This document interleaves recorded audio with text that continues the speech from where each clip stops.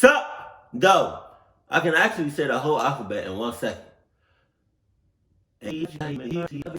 Don't believe me? Slow it down. A, B, C, D, E, F, G, H, I, J, K, L, M, N, O, P, Q, R, S, T, U, V, W, X, Y, and Z. I got my snacks! This is a snack, right? I don't think I ever ate sunflower seeds while I'm doing a reaction, but you know, it's something slight. It's not gonna get me full. It's not that loud. You know what I mean? I don't know what flavor this is either. I think it's a mixture of like a lot of different sunflower seeds.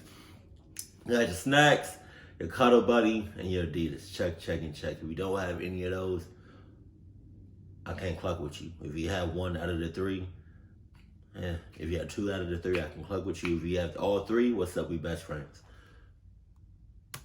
Today, we're going to look at 3 places you can't go and people who went there anyways. But before we get into today's stories, if you're a fan of the strange, dark, and mysterious delivered in story format, then you've come to the right place because that's all we do and we upload once or twice a week. So if that's of interest to you, please log on to the Like Button's Netflix account and fast forward all of their continue watching shows approximately 2 or 3 minutes. Also, please subscribe to our channel and turn on all notifications so you don't miss any of our weekly uploads. All right, let's get into today's stories.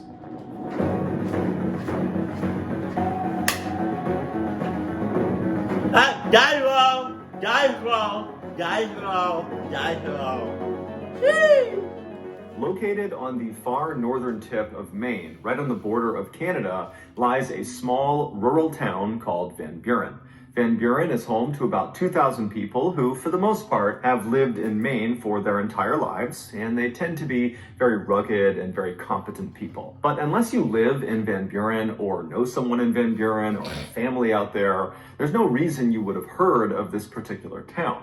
Nothing really happens in this town, at least nothing that makes headlines. However, that would change. In 2019, Van Buren made international headlines because of one man, Ronald Seer.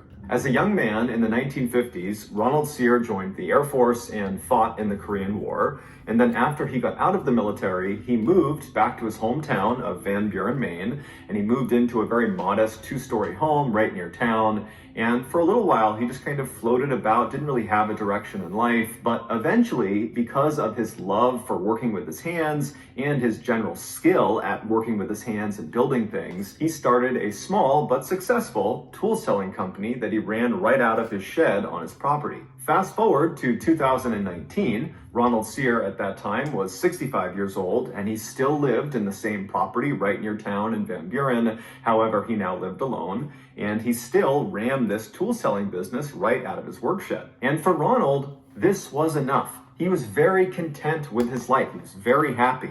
But that year, he would face a crisis. One bright, sunny morning in the summer of that year, Ronald left his house and walked over to his shed. He went inside, and right away he noticed something. Ronald kept all these bins inside of his shed that were full of all of the different tools that he would sell. And because he was in there all the time, either literally selling tools or tinkering with whatever it was he was building himself, he was very aware of how full each of these bins were. And anytime they got low, he would order more so he had enough supply to sell. And so he went into his shed this morning and he noticed right away that a couple of the bins appeared to be a little bit lower than he remembered. And right away, Ronald is thinking, did I forget to order supplies to fill these bins up? Did I just forget to do that? No, you did not. Somebody clucking with you. You got a cluck lad. You got a cluck ass on the horizon. In your town, clucking with you. That's your stuff. That's your stuff. You know what's up. Which means you know for a fact if you filled it or did not. Don't start assuming stuff. Please don't. Please don't. He's thinking to himself, I am meticulous in making sure my inventory is full at all times. I've been doing this for decades. And so it can't be me. Maybe I took the tools and I brought them into my house and I've left them in there, or maybe they're in my truck. And so Ronald, believing there's a totally logical explanation for this, would leave his shed and he would search his property, but he can't find these tools anywhere. And so he began calling his family and his friends to see if, maybe they had come. So we saw a picture, kind of his shed in the back. You would think it would be... It sounds to me like it's not locked. You would think it would be locked. It's a business.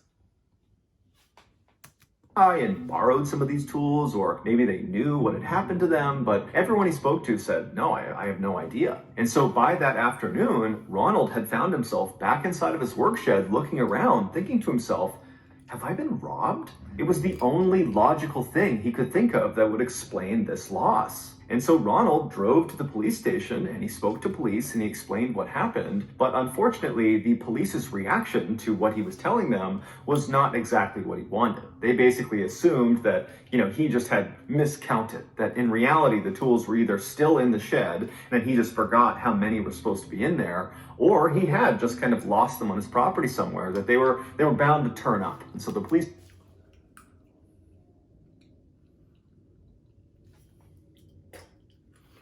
I didn't lose shit. I didn't lose nothing. Somebody's clucking with me. I ain't miscounting nothing. I didn't lose nothing. Where you at with yours?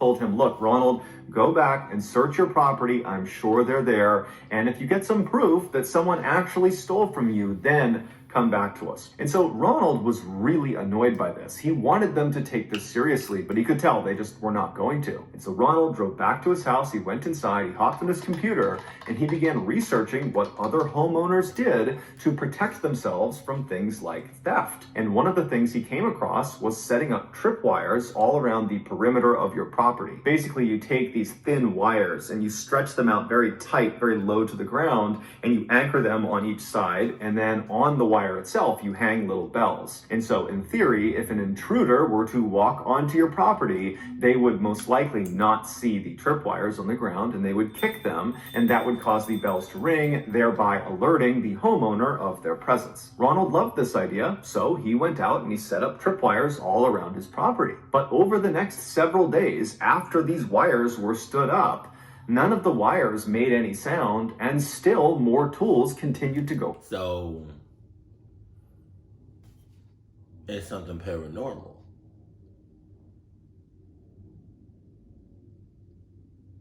Or unless somebody's just watching this mother clucker like a clucking hawk and just clucking with him.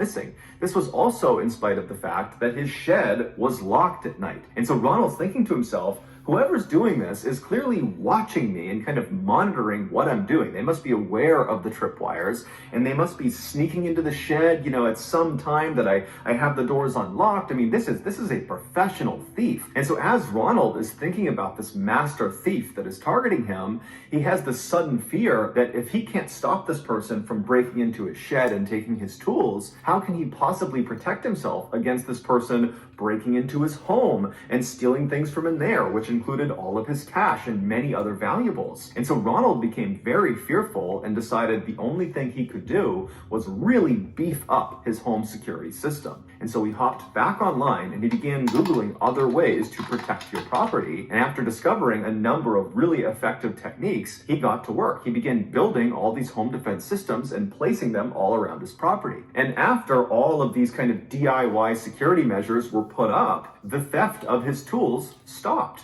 And in Ronald's mind, that validated that his defense system had worked. He was effectively preventing theft. But this would not be the end of his troubles. Fast forward to Thanksgiving that year, so November 28th, and the Van Buren police got a very frantic phone call from Ronald. He was totally hysterical, he wasn't really making sense, and the police, they tried to understand what was going on, but all they could get from Ronald was that he was requesting police to come to his residence immediately. And so the police, they hang up and they're thinking, okay, we know Ronald was dealing with a potential thief. Maybe he literally caught the thief red-handed and he wants us to come and arrest this person, and who knows, maybe they're fighting at his residence right now. And so the police speed over to Ronald's house, they pull into his driveway, and at first glance, nothing looks out of the ordinary. Ronald's truck is in the driveway, and there's no obvious signs of a disturbance, but they notice the front door to Ronald's house is wide open. And so the police park their cars in Ronald's driveway, they get out and they run up onto the front porch, and they're standing in front of this open door, and they look down and they can see there's a very obvious blood trail starting from the front of Ronald's house, going straight back down a hallway that looped around to the left and out of sight. And so right away, the police are yelling into the house, Ronald, are you okay? What's going on? And somewhere deep inside of the house, they hear what sounds like Ronald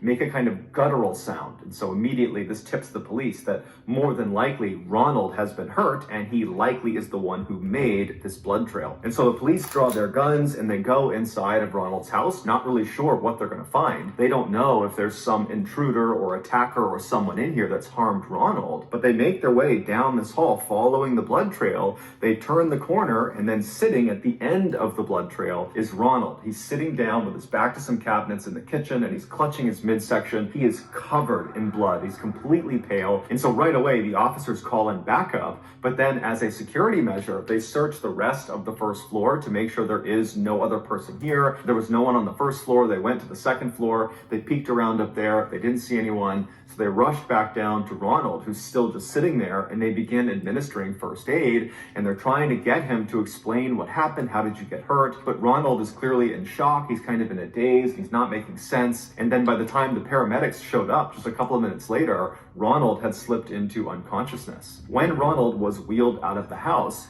the responding officers and the backup officers, who by now had arrived, decided to search the rest of Ronald's house to see if there was some clue as to what had happened. And so they began searching in the kitchen, looking around, but there wasn't anything that stood out to them. And then they began walking around towards the living room. And when they got into the living room, one of the officers suddenly screamed to everyone inside to stop where they were, stop moving. It would turn out Ronald, as part of his very beefed up home security system, did he really just clock himself?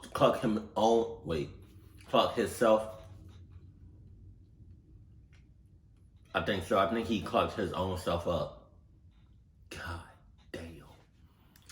had installed various booby traps all around his property, including inside of his house. And some of these traps were gun booby traps. The officer that had yelled for everyone to stop had spotted one of these traps. He saw a handgun anchored to the ceiling aimed at the front door, and there was a string attached to the trigger that was also then attached to the doorknob of the front door. And so if this trap were live and some person opened the front door, it would activate this trap, causing the gun to shoot them. Damn! And so clearly, Ronald had accidentally left this particular booby trap on, and he had accidentally activated it, shooting himself. And so after the officer sees this gun anchored to the ceiling, he tells everyone, and they begin looking up and just looking around to see if there are other traps. And amazingly, there are. In other doorways, just from where they're standing, they can see the barrels of guns pointing down that are obvious booby traps. In their haste to get in there and figure out what was going on, they hadn't noticed all of these guns in the ceiling. And so it was just kind of a miracle that none of the other traps had been set off.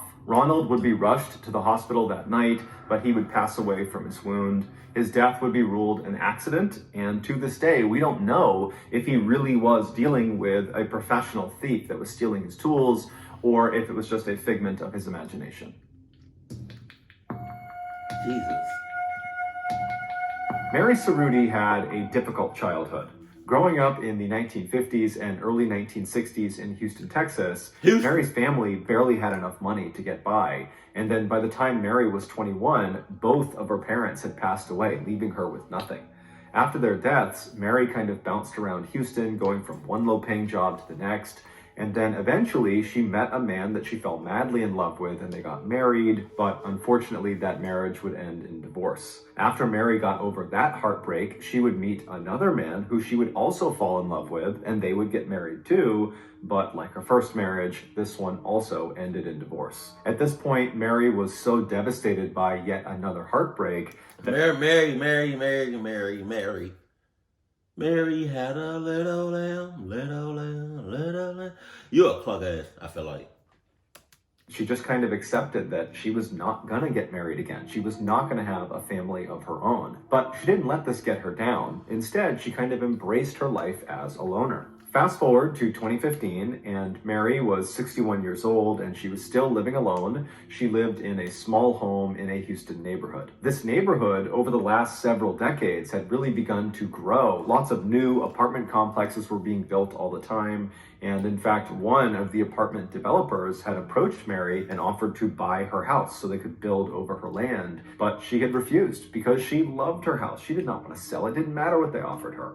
And so she was the only house in this long stretch of apartment buildings that didn't sell. But Mary kind of liked it. She wrote in her diary that her bungalow was like a castle and all... What the hell? You stand out completely. Like, you stand, like, if somebody wanted to, find you, they find you off bucks. There ain't no way around it. Like, you stand out, but like in a cluck way. Apartment buildings all around her were her castle walls. Mary didn't really have much contact with other people. She didn't have a consistent job, so she didn't have relationships with coworkers. She didn't have much contact, if any, with her living family, and she really didn't have any friends, with the exception of one woman who was in town who owned an arts and crafts shop, who Mary would periodically go into town and say hello to. But despite all that, Mary was not lonely. She had lots and lots of cats. And she loved cats. Anytime she saw a stray cat out in the neighborhood, Mary would get the cat food and water, and then eventually would try to coax the cat to come into her house, and then when it did, she would win the cat's trust, and then... How many cats she had? Because we got 2 cats. And we're both normal, in a sense. You know? How many cats did she have? Like, what she had, like 10 cats, 15, 20 cats? 20 cats is like OD. Like, that's ridiculous. And that at her house, to have 20 cats in her house, that house, it will be claustrophobic. Oh my God. Oh my God. And kitty litter is it's not cheap. Neither is cat food.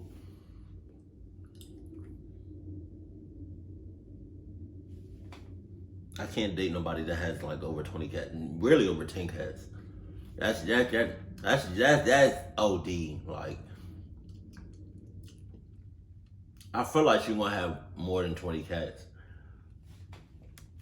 She would give it a place to live and she would feed it and take care of it. And so before long, she had dozens of cats living in the house with her. And so these cats kind of became Mary's best friends. And so she rarely left the house, if ever. She mostly just stayed in the house with them. In February of that year, one of Mary's neighbors happened to be walking by her property, and they looked over and they saw a stack of mail had grown on her front porch, indicating that Mary had not opened her door to get her mail. And this neighbor also noticed that while Mary's property did tend to get a little bit overgrown with the trees and the grass, it was exceptionally overgrown, like no one was even trying to take care of it. And so this neighbor was concerned that maybe something had happened to Mary, and so they opened up her fence, they walked across the yard, they went up onto the porch, and they knocked on the front door, but it was silent. And so this neighbor kind of leaned over and looked in the window that was just to the left of the door to see if maybe they could look inside, but there was a curtain drawn across that window, so they couldn't see anything.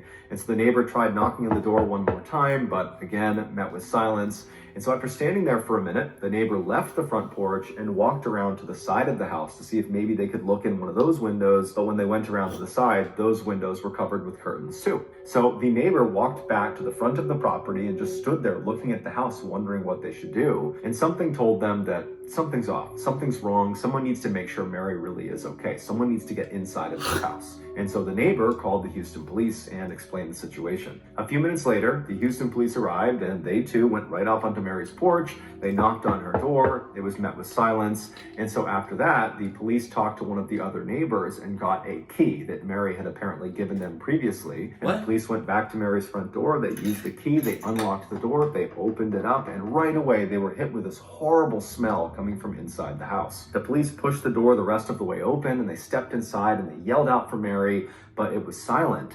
And then before the police even began walking around looking for her, they looked off to their left and the right inside of the house, and they saw there were all these dead cats all over the ground. Oh my God. And so the Houston police didn't know what happened to Mary, but right away they're thinking, okay, we've seen scenarios like this before where someone who lives alone that no one really checks on dies unexpectedly, and then when they pass away, all of their pets are trapped in the house, they're not getting fed, and so they pass away too. And so the police at this point are fully expecting to find Mary's dead body somewhere in the house.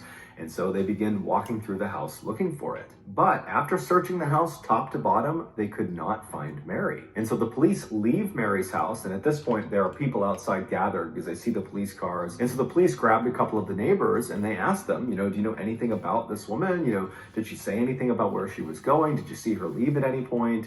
And the consensus amongst the neighbors they spoke to was that Mary basically kept to herself. She did not travel. She didn't go anywhere. She mostly just stayed in her house with her cats. And so it was very unlikely that she would have just abandoned the property and abandoned her cats because she loved them so much. And so the police at this point are thinking, okay, she's got to be in this house somewhere. And so the police called a few more officers to the property, and the group went back inside of Mary's house, and they really looked for Mary, thinking that, maybe she slipped into a closet and that's where she passed away, or, maybe she's just hidden somewhere in the house. And so they really kind of ripped the house apart looking for her. But again, there was just nothing.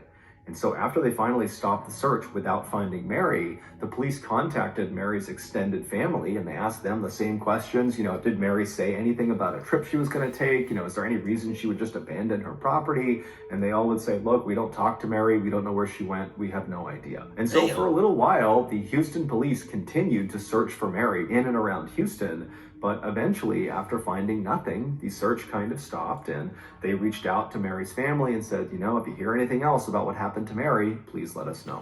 I got a question. No, not really a question. What if, because she seemed like a cluck ass, what if hypothetically speaking, what if she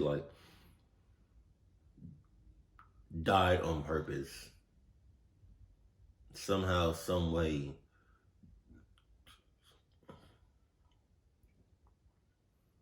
The cats, just ate her body. I don't know. I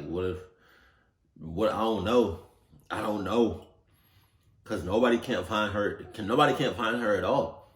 And all the cats are dead. But most of them. What if the cats ate her? Several months later, Mary's house went into foreclosure because no one was making the payments anymore.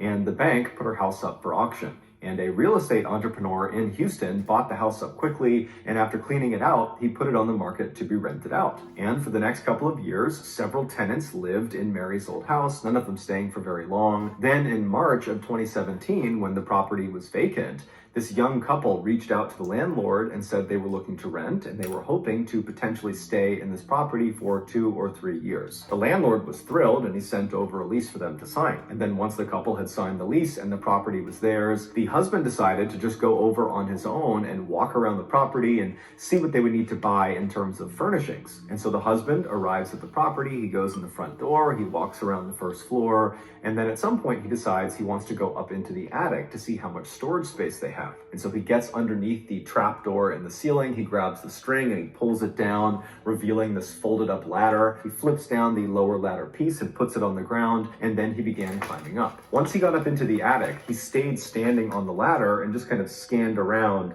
and he saw there really wasn't much up there. There was a couple of metal cages that appeared to have been for pets or something, but it was very dirty and dark, and it appeared like no one had really come up here in a long time. And he kind of assumed that, the other tenants weren't using this as a storage space. And so the husband was about to go back down the ladder when he noticed off to the right side of the attic, kind of far away from the ladder, right where the roof begins to pitch down, he saw one of the floorboards was kind of popped up like it shouldn't be. Oh my He God. stared at it, and he's looking around at the rest of the attic, and all of the floorboards were perfectly uniform, but that one was really jacked up. And so he was curious, and so he climbed up into the attic. He was what? Clarius. Clarkius. I don't know. Come on, man. Jesus.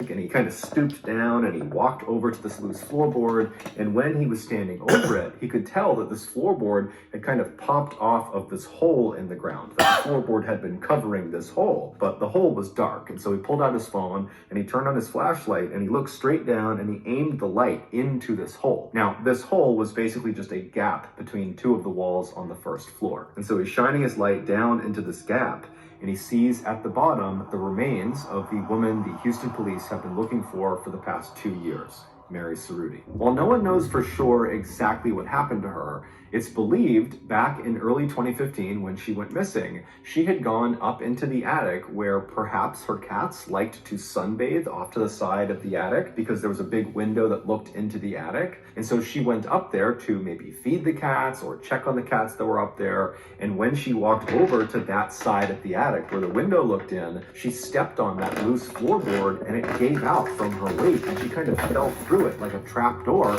and fell down into that gap between the walls. It's unlikely she was hurt from this fall, but when she stood back up again in this kind of narrow space, she would have realized very quickly that there was nowhere for her to go. You can't go left, you can't go right, and you can't get back up into the attic. It was too far up for her to reach, and there was no way for her to kind of use the walls to climb back up because the space she was in was so narrow. I mean, she could barely move. She also didn't have a cell phone on her, so she couldn't call anyone. If she screamed out, no one would have heard her because she was behind several walls of insulation. And because no one ever checked on her, there was no one that was just going to find her trapped in the wall. She was totally on her own. And so trapped in this little space, Mary spent probably a couple of days screaming and trying to get her way out, but nothing worked, and then eventually she passed away. God damn. And unfortunately, all of her cats did too. Her death was ruled an accident.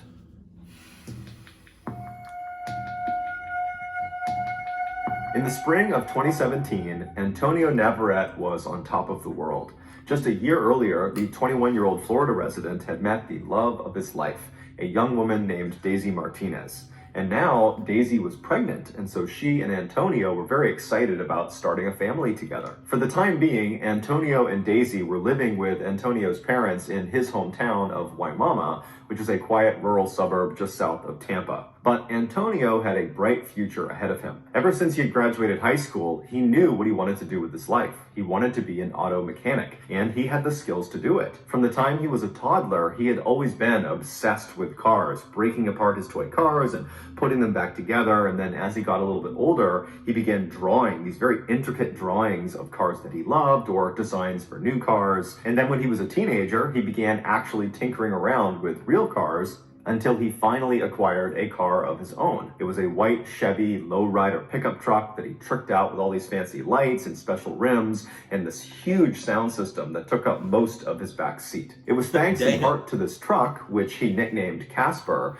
that Antonio, who was too shy to be much of a ladies' man, met up with Daisy in the first place. Antonio had driven Casper to a local car meetup for other car enthusiasts, where you could basically park your vehicle and you could walk around and see what other people did to upgrade or enhance their vehicles. And so while Antonio was there, he was walking around when he saw on the far side of this meetup, there was this unbelievably beautiful young woman, and he found himself just staring at her. He couldn't help it. And this young woman, who was Daisy, she eventually would look up and she would smile at him, and the rest, as they say, was history. 6 months later, not long after Daisy had moved in with Antonio at his parents' house and the couple had announced to their delighted families that they were going to have a baby, Antonio got yet another good piece of news. He'd landed a good job with a company that did maintenance work for Tampa Electric Company's Big Bend power plant, which was located in Apollo, Florida, which was about 10 miles to the east of Antonio's parents' home. Now, this was not Antonio's dream job. He still very much wanted to eventually become an auto mechanic,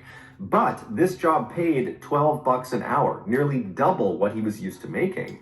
And so with this job, he and Daisy would finally be able to raise enough money to get a place of their own, hopefully before the baby arrived that fall. Also, Antonio had been told by other people who worked at this company that this was actually a really easy job, that pretty much you just rolled around on golf carts all day picking up trash. It was perfect. A few weeks later, on June 24th, Antonio found himself driving in his truck to the Big Bend power plant for his first day on the job. As he drove, he would have glanced over at the picture of Daisy he had taped to his dashboard.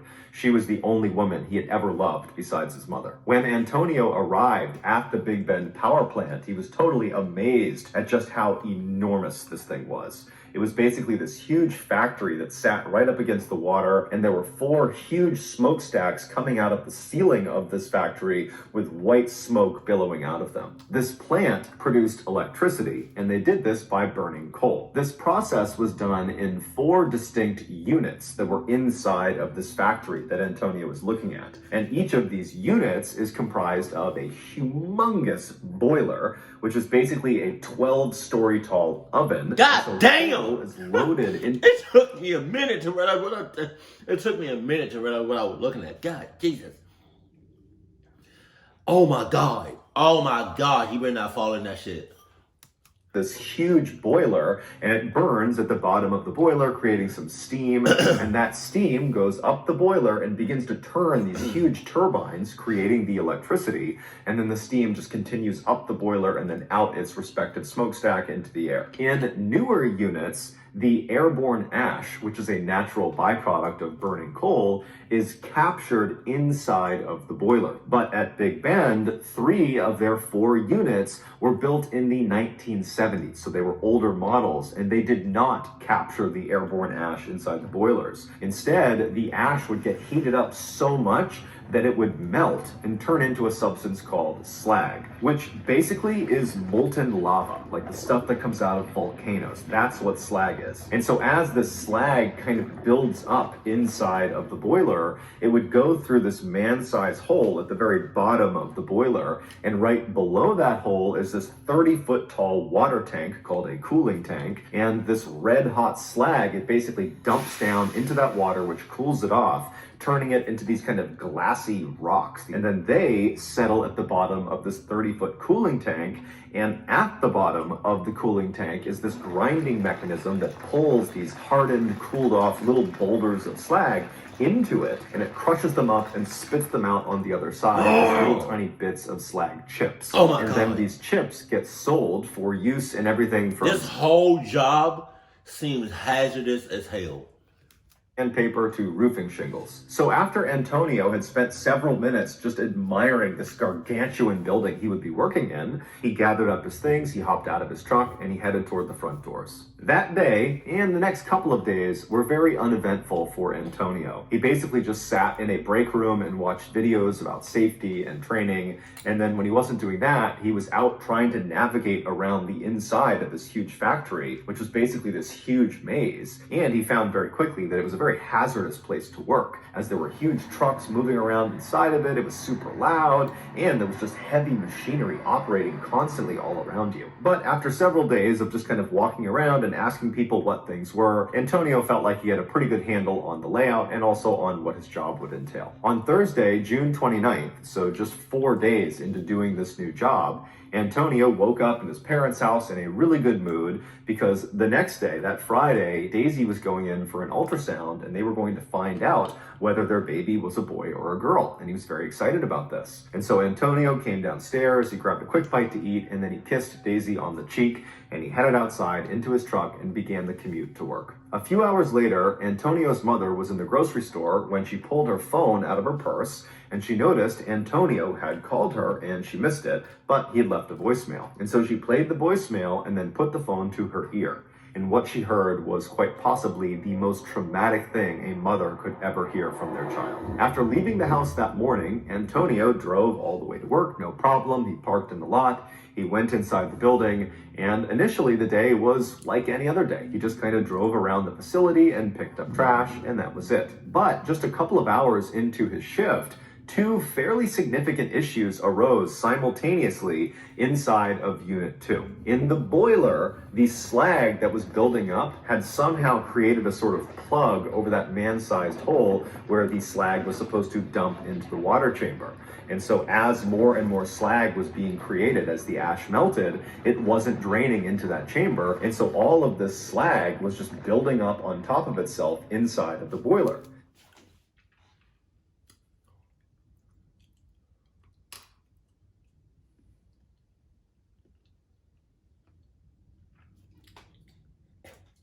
So, you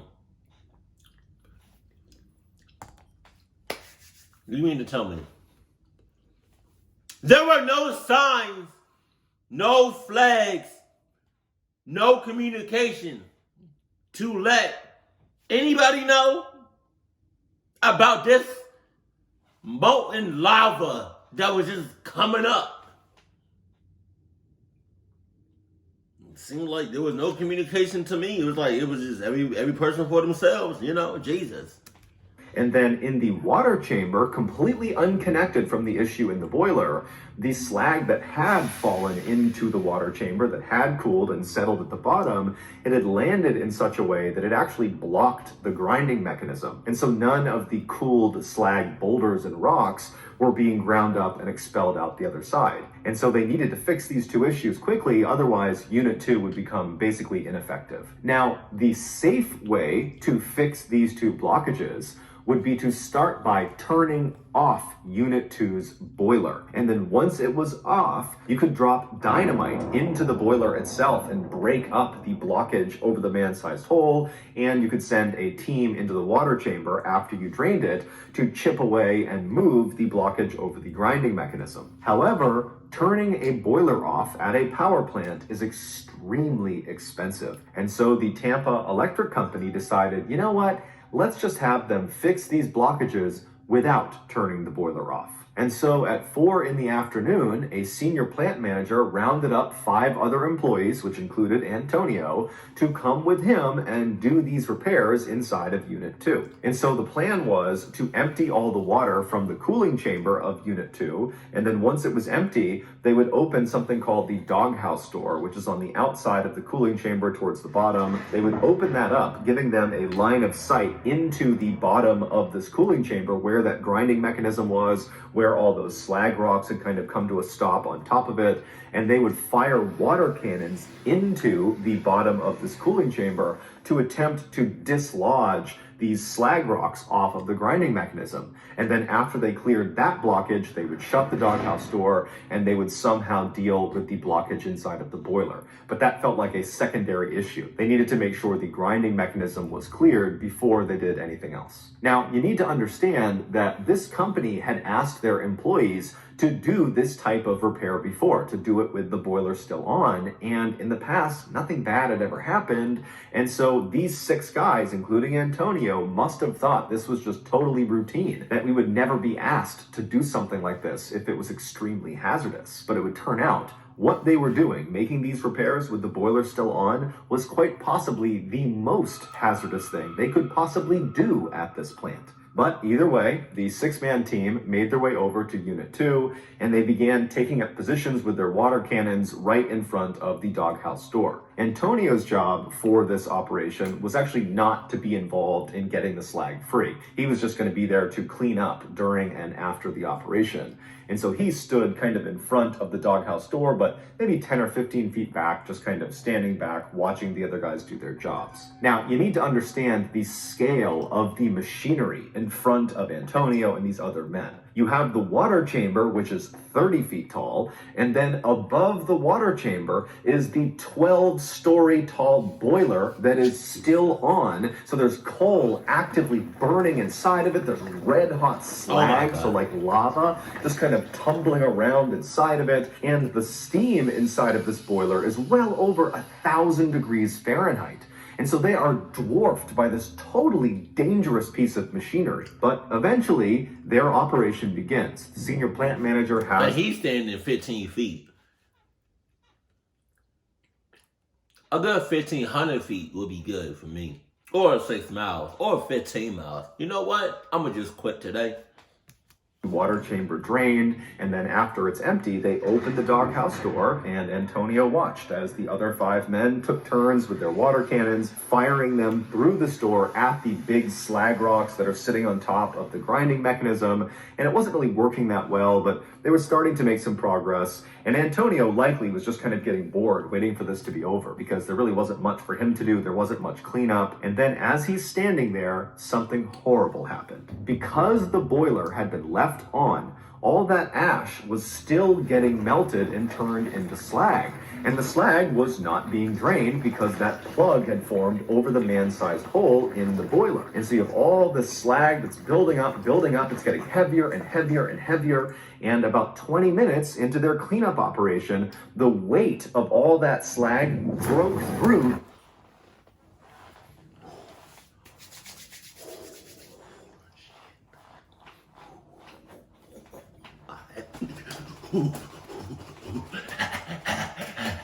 Ouch, ouch, ouch, ouch.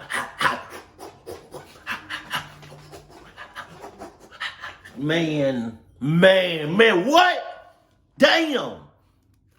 Plug immediately creating an opening where all this red hot slag, this lava came tumbling down. It rebounded on the back end of the empty water tank and shot out of the doghouse door like a tidal wave of hellfire. And in seconds, thousands of gallons of this lava-like substance was all over all 6 men. It was like a wave going over them. And then after the slag hits the ground, they were all standing in 6 inches of basically lava that stretched in 40 feet in any direction. Now, unlike trying to run in, let's say, mud or deep water where you're just kind of moving slowly, every step you take in this slag, basically your foot melts into the slag. So with every step, your shoe melts, then your skin melts, then your bones melt into this substance. And so all these men, after immediately being hit with this stuff and catching on fire, literally, they likely tried to start running, but it was like their bodies were slowly consumed by this slag feet first. And so Antonio tried to run like the rest of them, but he couldn't go anywhere, and he fell onto the...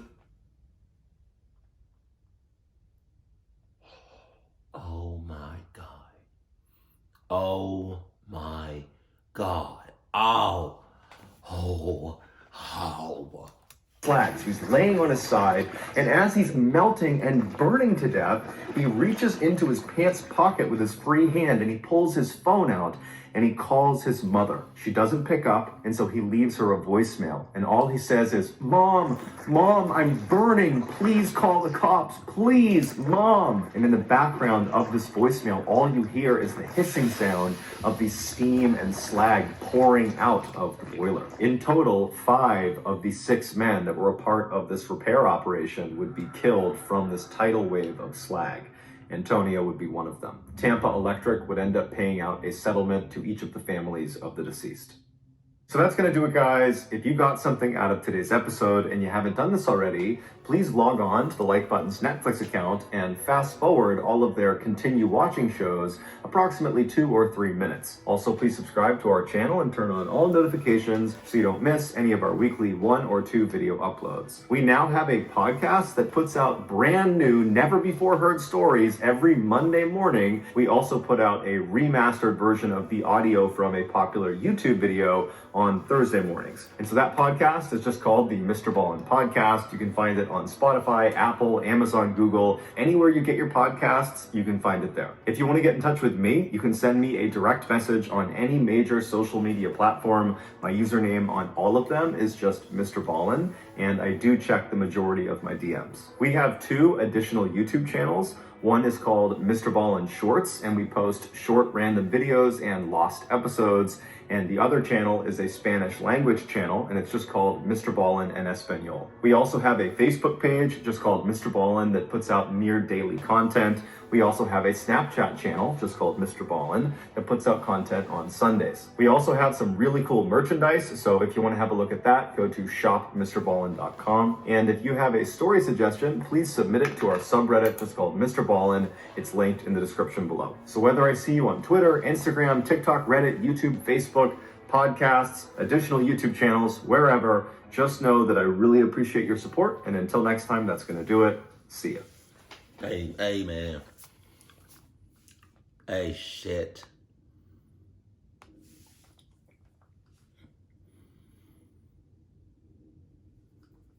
They should have just paid that shit. I don't know how much it would cost, but hey, 11/11. It's 11/11. Make a wish. But I don't know how much that would cost to fix like one of them junks. But to act like, I don't think no money in the world would like, I don't know, like I don't know how to. They should have just paid that shit. Cause now they gotta pay that. They gotta pay that thing to get fixed. And wait, he said it was 6? What happened to the other person? Was he alive? He probably got hurt too. But they gotta pay that and all these other families so much money. They might as well shut down operations. Cause Jesus. It's like a few things that you take a matter in your own hands, but like something like that, man. And then he was standing dumb close to the shit too. Like, oh my God, Jesus. The one with the guy selling like the parts, like the the shed, the first story. I feel like somebody's robbing him. I don't know. Tell me what y'all think in the comment section below. The cat lady, it's important to like have connection with your family, especially your family. Like that's your family. Have some sort of connection. He did say that there was like this one person that she would like say hi to occasionally. But like, it's important to know people, have that communication, because otherwise, nobody doesn't care. Nobody doesn't care about you, and if they don't care about you, then they're not gonna look for you. They're not gonna ask for you. They're not gonna talk to you. They're not gonna do nothing. Jesus. But I don't know if I would ever work in a place like that as hazardous as that. Nah, I'm good with YouTube. I'm good. Keep it cool, keep it classy, and I love you. Stay happy, my family.